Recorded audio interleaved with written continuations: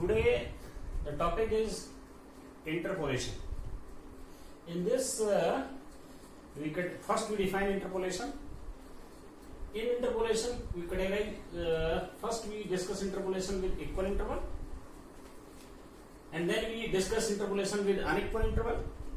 In interpolation with equal interval, here we discuss two cases, two formulas. One is Newton-Gregory forward interpolation formula. Newton-Gregory forward interpolation formula is to be applied when we want to interpolate the value of the function near the beginning of the data. The next one is Newton-Gregory backward interpolation formula. This formula is to be applied when we want to interpolate the value of the function near the end of the data. So first we discuss the interpolation, and in interpolation we discuss interpolation with equal interval, and in interpolation with equal interval we discuss two cases, and then finally we discuss interpolation with unequal interval. Then there are different two formulas. One is Lagrange and the next one is Newton divided different interpolation formula. But let us start with the first article, interpolation.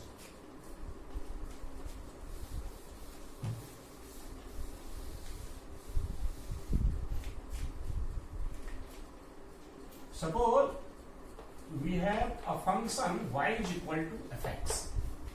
Here x are the values of x independent variable known as argument.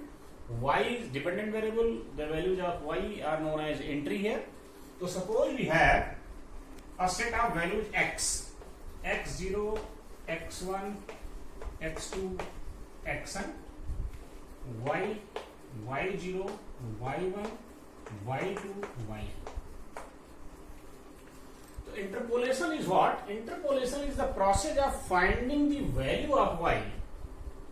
Interpolation is the process of finding the value of y. Value of y means the value of entry for any value of x, for any value of x.